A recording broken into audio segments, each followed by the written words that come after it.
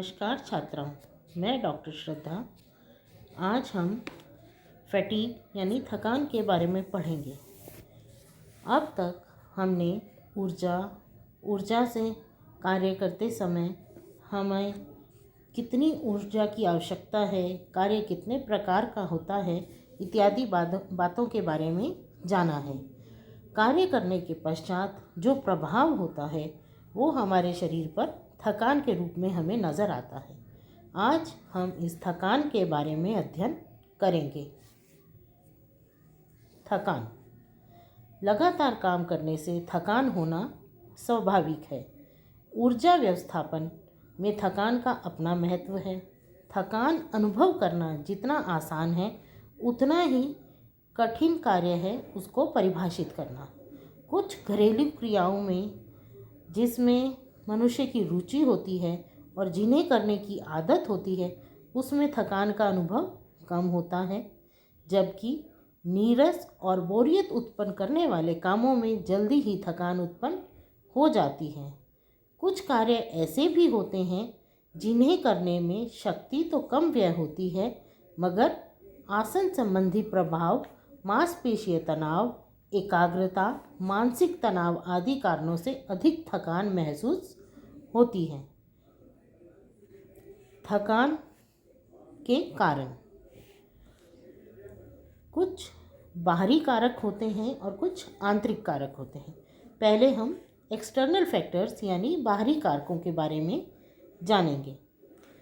बाहरी कारकों में जब हम कार्य कर रहे हों उस समय अत्यधिक शोर, भीड़भाड़, अशुद्ध वायु, अनुपयुक्त कार्यक्षेत्र, अपूर्ण प्रकाश, अत्यधिक उत्तेजना, अधिक कार्यभार आदि कारणों से थकान उत्पन्न हो जाती है। अन्य कारक हैं आंतरिक कारक। थकान न केवल बाहरी कारकों के कारण होती है बल्कि कई आंतरिक कारक भी होते हैं जो थकान उत्पन्न करते हैं, जैसे शरीर का रोगग्रस्त होना, कमजोरी, रक्त अल्पता, शरीर में विकार उत्पन्न होना जैसे दृष्टि दोष, हृदय रोग, पेट में दर्द एवं पीड़ा, मांसपेशीय ऐंठन या पीड़ा, अल्प रक्तचाप, उच्च रक्तचाप, मधुमेह आदि। ज्ञान, रुचि, कौशल, अनुभव आदि में कमी होने से भी थकान महसूस होती है। थकान के प्रकार, टाइप्स ऑफ फैटीग, यह 2 प्रकार की होती है। प्रथम फिजिकल फैटीग यानी शारीरिक थकान, द्वितीय साइकोलॉजिकल फैटीग यानी मनोवैज्ञानिक थकान। शारीरिक थकान, लगातार घरेलू क्रियाओं को करने से धीरे धीरे शारीरिक शक्ति कम होने लगती है तथा व्यक्ति की कार्य क्षमता घटने लगती है।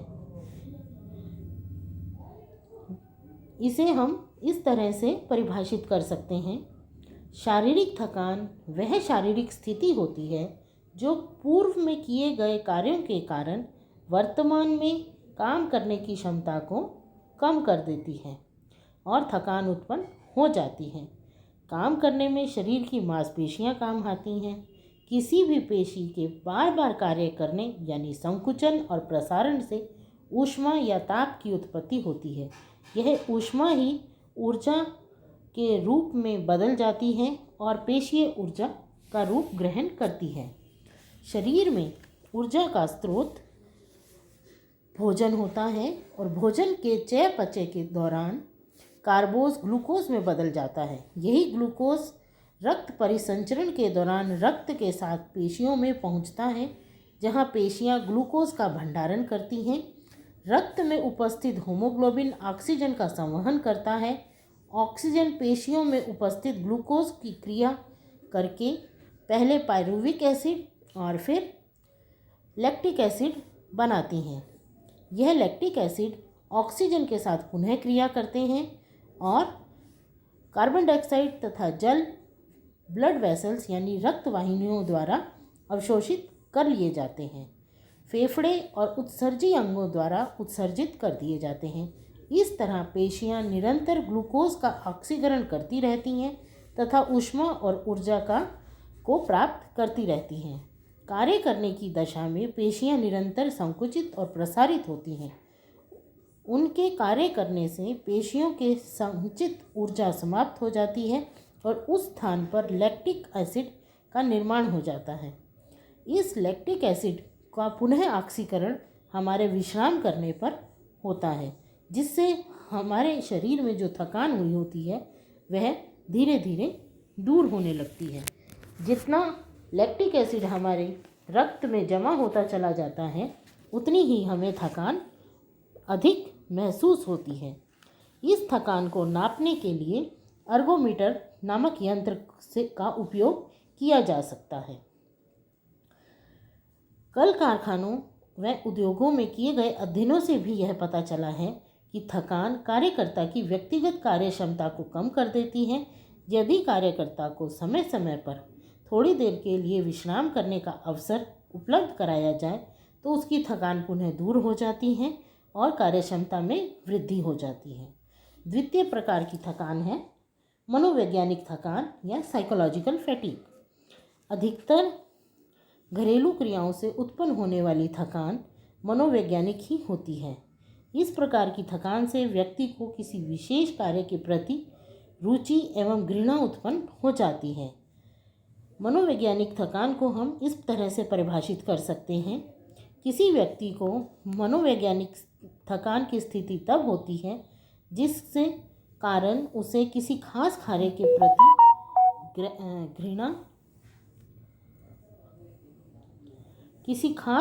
प्रति घृणा या रुचि उत्पन्न में कमी आ जाए। इसे हम मानसिक थकान भी कहते हैं। यह भी दो प्रकार से हो सकती है। प्रथम नीरस थकान, दूसरी कुंठाजनक जन्य थकान। नीरस थकान में जब किसी काम के प्रति किसी व्यक्ति की अनाकर्षण यानी अरुचि या घृणा हो तो वह नीरस थकान महसूस करता है और बिना काम को पूरा किए ही थकान महसूस करने लगता है। उदाहरण के तौर पर लगातार लिखने पढ़ने पर बिस्तर झाड़ना, कपड़ों पर इस्त्री करना, ये सब कार्य जब रुचि नहीं होती है उस समय पे नीरस थकान महसूस कराते हैं। नीरस थकान के लक्षण हैं विश्रामहीनता का बोध, कार्य से छुटकारा पाने की प्रबल इच्छा, असंतोष की भावना, उबाऊपन, प्रेरणा का निम्न स्तर, कार्य के प्रति अरुचि, आलस्य, उबासी, नींद आना और ऐसा प्रतीत होना कि घड़ी की सुइयों की रफ्तार इतनी धीमी है कि समय पार ही नहीं हो रहा है। अब कुंठाजनक जन्य थकान, इसमें व्यक्ति नवीन लक्ष्यों का निर्माण करने की आवश्यकता होती है और लक्ष्य की प्राप्ति हेतु नए सिरे से योजना बनाने के लिए जूझना पड़ता है। इसके विभिन्न लक्षण हैं कि व्यक्ति कार्य में रुचि ही नहीं लेता है और उसका कारण होता है कि बार बार असफलता होने पर वह निराश, दुखी और कुंठित हो जाता है। इस तरह की स्थिति को कुंठाजन्य थकान कहते हैं। इनके कारण हो सकते हैं कार्य में सफल होने की विधि का ज्ञान न होना, अनुभव की कमी होना, बार बार लक्ष्य प्राप्ति में असफलता होना, कार्य की अनिश्चितता, भ्रमात्मक स्थिति, पारिवारिक विवाद, लड़ाई झगड़े इत्यादि, परिवार के सदस्यों द्वारा काम नहीं करना या असहयोग की भावना, कार्य के प्रति उत्साह की कमी, कार्य संपन्न करने में अधिक समय लगना।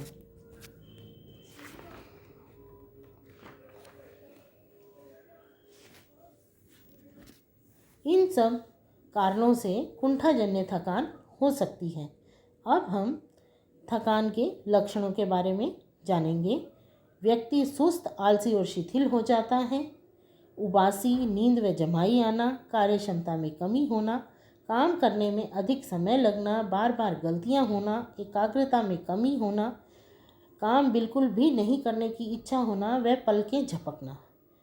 अब हम जानेंगे कि इस थकान को दूर करने के क्या मेजर्स हैं या उपाय हैं। प्रथम है विश्राम काल। कार्य करते समय बीच बीच में लंबा कार्य होने पर हमें विश्राम ले लेना चाहिए। विश्राम काल लेने से कार्य करने की क्षमता बढ़ जाती है और थकान दूर हो जाती है। उसके अतिरिक्त हमारे शरीर में जो शारीरिक थकान हुई होती है उसके लिए भी ऑक्सीकरण हो जाता है, जिससे लैक्टिक एसिड जो हमारे अम्ल जो है हमारे रक्त में बन जाता है वो भी वापस से ऑक्सीकरण हो जाता है और कार्य क्षमता फिर से प्राप्त हो जाती है। अन्य उपाय हैं रोल ऑफ मोटिवेशन या प्रेरणा की भूमिका। जिस व्यक्ति को इस प्रकार की कुंठाजन्य या निराशाजनक थकान महसूस हो रही हो, उसे यदि उपयुक्त प्रेरणा स्रोत या मोटिवेशन प्राप्त हो जाए या उसके मोटिवेशन का स्तर उच्च हो जाए तो शक्ति कम होते हुए भी उसे थकान जल्दी नहीं होती है और कार्य सरलता व सुगमता से संपन्न कर सकते हैं। इसके अतिरिक्त है कार्य में परिवर्तन। यदि किसी कार्य से उबाऊपन या थकान होने लगे तो कुछ समय के लिए उस कार्य को छोड़ देना चाहिए और जिसमें हमारी रुचि हो ऐसा कार्य करने से भी हमारी थकान या नीरसता उस कार्य के प्रति कम हो जाती है। अन्य है उचित शारीरिक संस्थिति व मुद्रा का प्रयोग। यदि हमारा वातावरण व हमारे आसपास की जो वस्तुएं हम उपयोग में ला रहे हैं वह हमारे शरीर के अनुसार होंगी और वहाँ पर हमारे उठने बैठने चलने पकड़ने आदि की मुद्राएं सही होंगी जिनसे कि थकान कम होती है, तो हम कार्य करने को अधिक कठिन नहीं समझेंगे और आसानी से काम पूरा कर पाएंगे। अन्य है कार्य के प्रति रुचि जागृत करना। कोई व्यक्ति अगर किसी कार्य के प्रति रुचि नहीं रखता है तो उसके कार्य को यदि सीख लेता है अच्छे से और उसको उस कार्य की पूरी विधि आती है तो उसकी अरुचि कुछ हद तक कम हो जाती है। इसके अतिरिक्त उसके साथ साथ कोई ऐसा उसे प्रोत्साहन देने वाला पुरस्कार या इत्यादि यदि दिया जाए तो भी थकान कम महसूस होती है, उत्साहित होकर वह व्यक्ति कार्य करने लगता है। अन्य है कार्य में कौशल विकसित करना व समय शक्ति के बचत उपकरणों का प्रयोग करना। हमें अधिक थकान तब भी होती है जब हम किसी कार्य को अच्छे से करना नहीं जानते हैं।